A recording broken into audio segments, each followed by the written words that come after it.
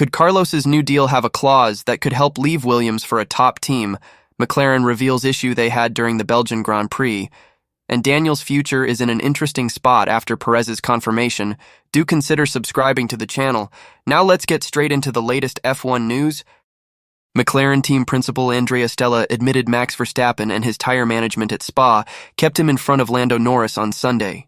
Verstappen was running on medium tires in the final part of the race, with George Russell being the driver to make a one-stop strategy work to cross the line first, prior to his disqualification for his Mercedes being underweight. Norris had extended his stint in the second part of the Belgian Grand Prix in the hope of having fresher rubber towards the end of the race, Verstappen having moved onto mediums with the McLaren on the hard tires with tire degradation having appeared higher than expected early on. But with Russell eventually able to pull off a one-stop strategy to cross the line first and Verstappen able to make his mediums last to the checkered flag, that left the likes of Norris missing out on potentially having climbed further up the order. McLaren team boss Stella admitted they had expected the reigning world champion's tires to fall away late on, allowing his driver by, but that did not take place, and they would need to take a look at whether a one-stopper would have been on for Norris. When asked if Norris could have moved to a one-stop strategy in the same vein as Russell, Stella responded to media, "Potentially, I need to review this one. I have to potentially need to understand if Lando was in the right position to do so because obviously having extended, you tend to lose some positions on track.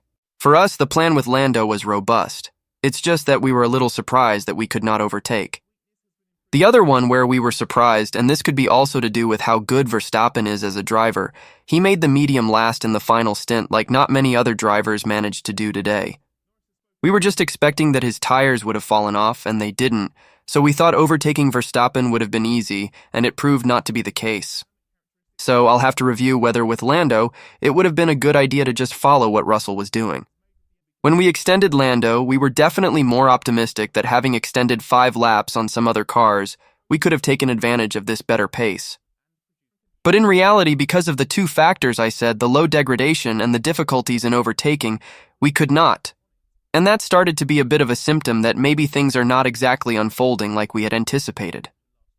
While Russell was later disqualified, the McLaren team principal said the Mercedes driver was in a place where taking a risk would have potentially paid dividends, having been running lower down in the race order. As for McLaren, however, as they are looking to challenge Red Bull with a further dent made in their Constructors' Championship lead, they are being more pragmatic.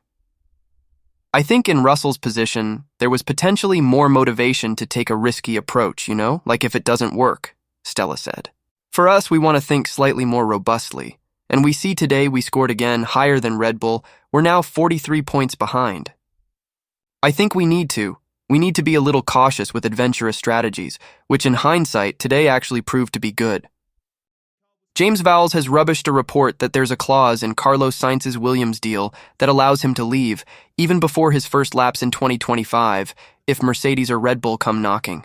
After 6 months of speculation about his next F1 team, prompted by Ferrari's decision not to renew his contract in favor of signing Lewis Hamilton, Sainz announced on Monday he'd been joining Williams next season.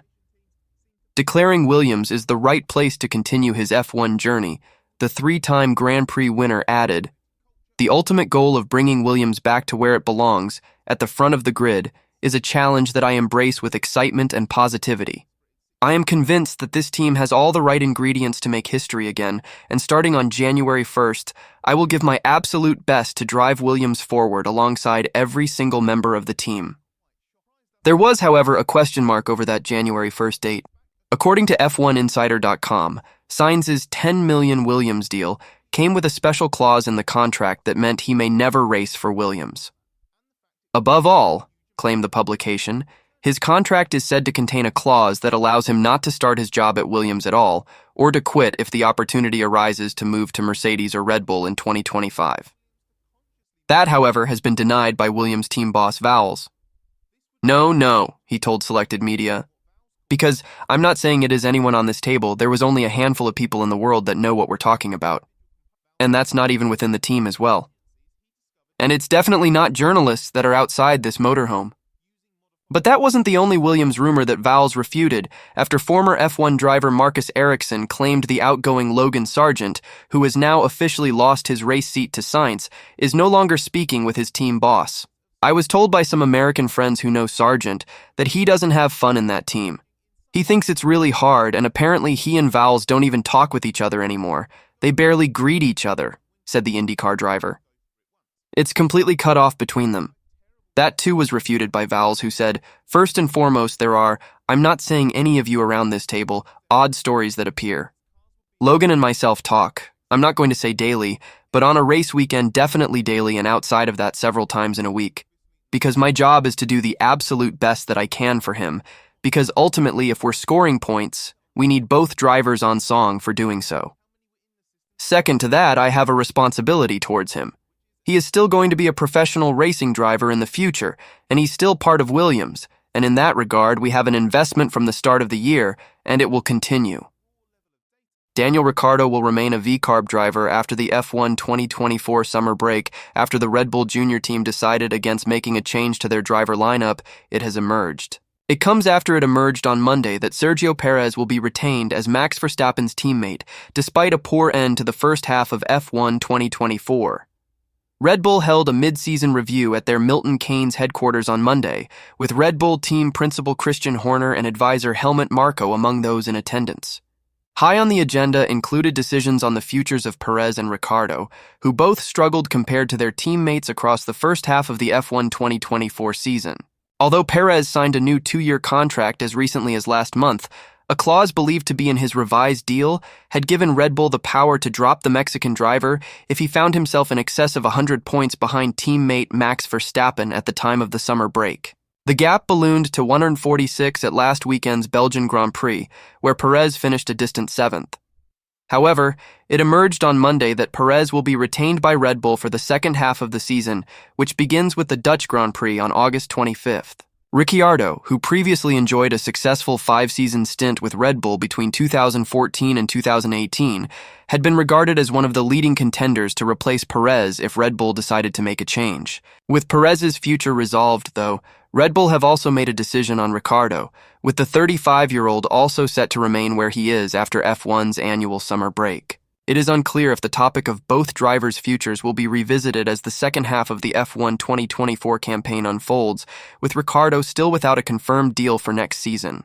Ricciardo's retention comes after an improved run of form over recent weeks, with the Australian scoring points in 3 of the last 6 races heading into the summer shutdown, his most consistent run of results since returning to F1 with V-Carb, then AlphaTauri, a year ago. It remains to be seen how the decision on Ricciardo's future will impact Liam Lawson, Red Bull's highly rated reserve driver who has attracted interest from Audi, the German manufacturer who will take over the existing Sauber team in time for F1's major regulation changes in 2026. Lawson impressed in a 5-race cameo while standing in for an injured Ricciardo in mid-2023, claiming the Red Bull Junior team's best result at that stage of the season with a 9th-place finish in Singapore. However, the New Zealander was unable to force his way into V-Carb's plans for F1 2024, with the team deciding to retain Ricciardo alongside Yuki Tsunoda. Rumors had intensified over recent weeks that Lawson, who completed a test behind the wheel of Red Bull's RB20 car at Silverstone following the British Grand Prix, would be handed a mid-2024 promotion, with Marko revealing Red Bull's shareholders are keen to see V-Carb return to their Toro Rosso roots as a team to train young drivers. Red Bull and V-Carb's latest decision on Ricciardo, however, could force Lawson to seriously consider opportunities elsewhere. Marko revealed earlier this year that a clause contained in the 22-year-old's contract will allow him to leave Red Bull entirely if he is not promoted to a permanent seat for the F1 2025 season. PlanetF1.com understands that Red Bull's option to promote Lawson expires in September. Although Max Verstappen didn't make a real Max Verstappen start, it was his strategy at the Belgian Grand Prix that ultimately cost him the victory, says Christian Albers. Verstappen lined up P11 on the grid at the Spa-Francorchamps circuit, having taken a 10-place grid penalty for an engine change that cost him pole position. But while in 2022, when he faced a similar penalty, one that relegated him from pole position to P14 on the grid, he won the race. Last Sunday, the Dutchman didn't even finish on the podium as he was P4 at the checkered flag. Although Verstappen was quickly into the top 10 on Sunday, running P8 on lap 2, DRS trains and strategy made it more difficult than it was in 2022 for the reigning world champion to storm through the pack. He was so supreme in 2022 when the rest had yet to connect, Albers said in the Telegraph podcast. You can see now that everything has come closer together. Everyone has a lot of turbulence and dirty air now. Sorry, but it was not a real Max Verstappen start. His start was not good. After the first corner, he was still in the same position. He was either careful or he had a bad start. They will also analyze whether they started too cautiously. You are then going to create temperature because you are all driving in a train and in dirty air. Then at a certain point, you can't make a move to pass them either. They also only had one set of hard tires, so you have to think about how you classify that race. If you look at Verstappen's race, you can see that management played a bigger role than conquering positions. As a result, he drove himself a bit stuck, and that's a shame. But that Verstappen then not once but twice found himself behind his teammate Sergio Perez was unfathomable to Albers. They did learn from it the second time, because then Perez pulled over faster. He accepted. The first time it took far too long. In the second sector, you don't want Perez driving in front of Verstappen. Then you lose downforce, and it's also the sector with the most corners. Then I was eating myself on the bench. I thought, what the hell are they doing here? Max has only seen gearboxes. Meanwhile, Viaplay's Allard Kalf even went as far as to claim Red Bull's strategy cost Verstappen a podium if not the win. He could have won the race, said the pundit. He could have at least driven to the podium. The 61-year-old is worried 2 races in succession with questionable strategies could be a sign that Red Bull, under threat for the first time since 2021, are falling into the old Mercedes trap. What is one of the reasons that Russell won? He doesn't come in, he kept the position on the track, and overtaking was almost impossible, he said. If you see how Hamilton and also Piastri drove up to those ahead and then got stuck within a second. They are bringing Max in at the wrong times again.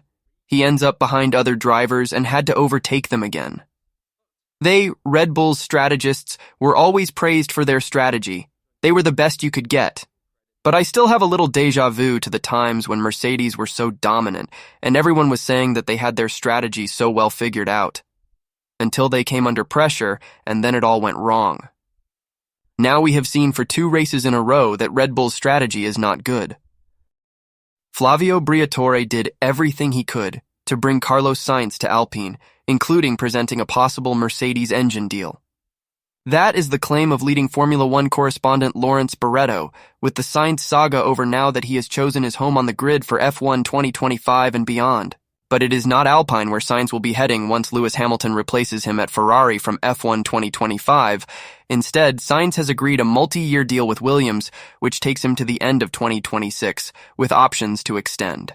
Sainz had been linked with just about every team on the grid at some point, but Alpine apparently were a team, like Williams and Sauber, to become Audi, that worked hard to strike a deal, with Barretto claiming that Briatore, executive advisor to Renault CEO Luca De Meo, parent company of the Alpine team, played a major role in the effort.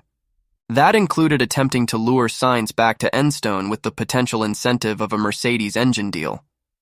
Williams uses the Mercedes PU and Alpine could follow for the new regulatory era in 2026, by morphing from factory to customer team, Renault's withdrawal as a Formula One power unit manufacturer, a strong possibility. Alpine chased Sainz very hard, with new executive director Flavio Briatore upping the ante after joining and doing everything he could to tempt the Spaniard back to Enstone, including waving the carrot of a potential Mercedes engine deal, Barretto wrote for the Formula One website. But they have struggled for form this year, while also going through more than a year of upheaval that has seen nearly every single senior member of staff leave the team. The most recent change came just this weekend, with news Bruno Famin would leave his role as team principal and focus on non-F1 related activities going forward. Explaining his decision to join Williams, Sainz said the ultimate goal is to return the team to the front of the grid, having last tasted title success in 1997. He believes all the ingredients are there for such a resurgence. I am very happy to announce that I will be joining Williams Racing from 2025 onwards, said Sainz. It is no secret that this year's driver market has been exceptionally complex for various reasons, and that it has taken me some time to announce my decision. However, I am fully confident that Williams is the right place for me to continue my F1 journey, and I am extremely proud of joining such a historic and successful team, where many of my childhood heroes drove in the past and made their mark on our sport. The ultimate goal of bringing Williams back to where it belongs, at the front of the grid, is a challenge that I embrace with excitement and positivity. I am convinced that this team has all the right ingredients to make history again, and starting on January 1st, I will give my absolute best to drive Williams forward alongside every single member of the team. I want to thank James Vowles, team principal, and the entire board of Williams for their trust and determination. Their solid leadership and convictions have played an important role in my decision-making. I truly believe that the core of every successful team lies amongst their people and their culture. Williams is synonymous with heritage and pure racing. The foundations of the project that lies ahead of us are very strong, and I am really looking forward to being part of it starting next year. Marcus Erikson has offered to buy Logan Sergeant a beer, if, or perhaps best to say when, he heads to an IndyCar race, having pissed off the American in the build-up to the Belgian GP. Just days before Sergeant officially learnt that his days at Williams are numbered, former F1 driver Erikson claimed the 23-year-old was not enjoying life at Williams and was barely speaking with his team boss, James Vowles. I was told by some American friends who know Sergeant that he doesn't have fun in that team, he told Viaplay. He thinks it's really hard, and apparently he and Vowles don't even talk with each other anymore. They barely greet each other. It's completely cut off between them. Media asked Sergeant about Erikson's comment, the F1 driver saying it was completely untrue before taking a jab at Erikson. Marcus Erikson has a reputation of talking about other people without ever having been in a conversation with me in his life, he said. It doesn't carry any weight. It's not true. But while Erikson has not exactly apologized, as he was only repeating rumors that he'd heard, he has offered to buy Sergeant a beer at an IndyCar event. It made headlines for Sergeant, he said on the Viaplay podcast. The funniest thing about this is that so many people in the F1 paddock listen to the F1 podcast. I should have thought about that when I said those things about Sergeant last week, that it must be one of the most popular podcasts in the pit lane. Explaining his previous comment about Sergeant, he said, "Those are the rumors I had heard, and after a few days it was well translated into English, and all the racing sites wrote about it. It was brought up at the media day with Sergeant, and he wasn't too happy about it. He was really pissed off at me, actually. I'll have to buy him a beer if he comes to an IndyCar race." Sergeant's appearance at that IndyCar race could yet come because he's lining up on the grid after the American's Williams exit was confirmed on Monday when the team announced Carlos Sainz as his 2025 replacement. Erikson added, "I'll have to buy him a beer in Indianapolis and smoke a peace pipe." Officially saying goodbye to Williams come the end of the season, Sergeant has been linked to the IndyCar series with Prema, who are putting plans in place for a two-car IndyCar assault. René Rosen, the team principal of Prema, revealed, "We are talking, but from the driver's side we are not really interested in discussing now much, because I have been concentrating on building up the team in the style that we all want, and drivers will be on the second stage." The American, who has not scored a point this season, has yet to comment on his Williams exit. Thanks for watching the video, everyone. I'll see you in the next one.